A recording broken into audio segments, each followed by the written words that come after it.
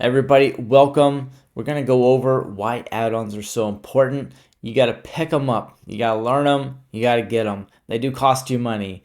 If you go get something like Hard Ops, it's going to cost you money. If you get Philogic's PBR Painter Pro, it's going to cost you money, but you're paying for that once.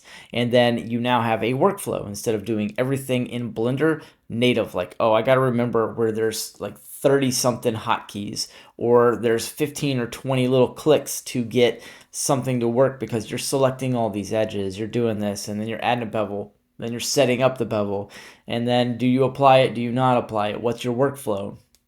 So add-ons are going to save you a bunch of time.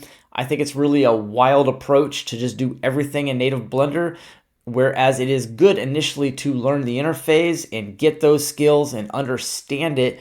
Then you got to move on, because if you want to do Blender professionally, or if you want to just do it as a hobby, it's going to make a lot of sense for you to not sit there and do everything native. It's very frustrating. It's going to cause you maybe to even give up Blender, which would be tragic. I don't want to see anybody give it up. There's millions of people that have downloaded Blender, and I'd love to see millions and millions of more people download it, learn it, and then create something amazing. So let's go in. I'm going to show you guys this Boolean union, and we're going to grab some edges and we're going to bevel them. Then I'm going to show you how quick you can do it with an add-on. So let's check that out.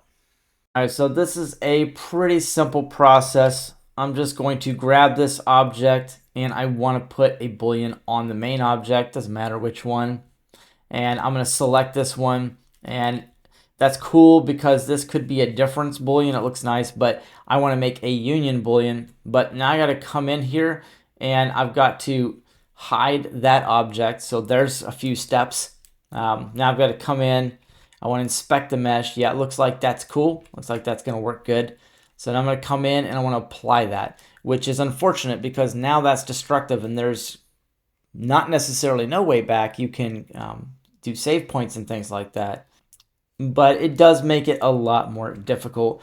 So I'm just going to go into vertex mode here, and I want to select these because I want to bevel this edge. That's what I want. Now I'm going to go over to vertex group. I'm going to create a new group.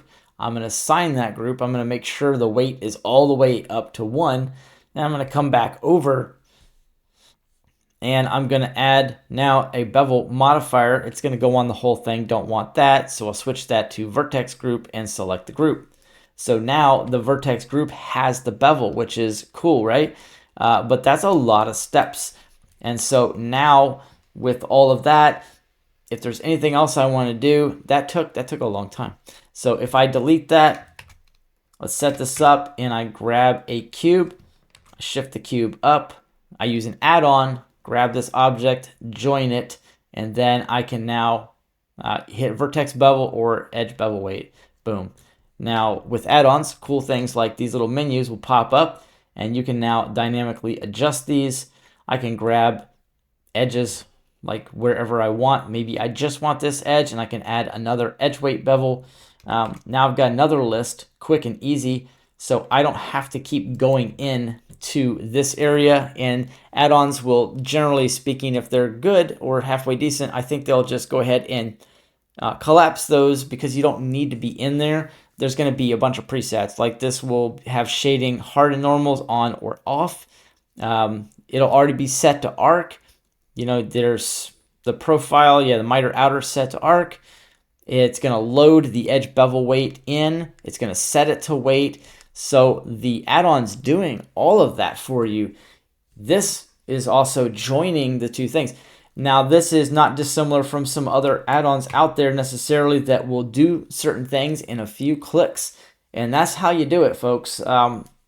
Generally speaking, if you're not using, and I'll just add another edge weight bevel here. If you're not using add-ons, you're just putting, I think, an extra strain that you don't really need. And I may not have really wanted that beveled right there, but no big deal. And for the way this looks, let's just say I completely screwed up. You know, a lot of good add-ons have reverts, so I can revert this. I can just click this because it saved that mesh object. It's completely fine.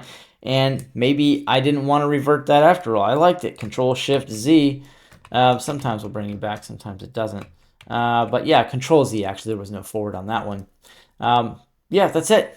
That's it, guys. I just want you to not get frustrated with Blender. Go pick up an add-on, even if it's not mine. Go find an add-on. Think about what you're doing. What tab are you working in? Are you working in hard surface modeling, doing something like this? Or are you working in sculpting? Do you need something to help you sculpt? Do you need something in UV editing, texture paint, shading, animation, rendering, compositing, geometry nodes, scripting? There are add-ons for literally everything, plus a lot more of that. I've got an add-on here. It's a render switch. I don't know if you guys ever see anything like this, but all you do is set this, hey, yeah, I want it to save before every render, and I want it to switch to a solid mode color every time it renders. So now when I go to render, if Blender crashes, not only did that save, but it will likely 90% of the time prevent a crash on a really heavy scene. So there's scripts, there's things add-ons are going to do that you can't do. And so, yeah, that's it. Just don't give up. Stay with it. Get some add-ons, guys. Get them and learn them. There's plenty of free ones out there too. I'll catch you on the next one.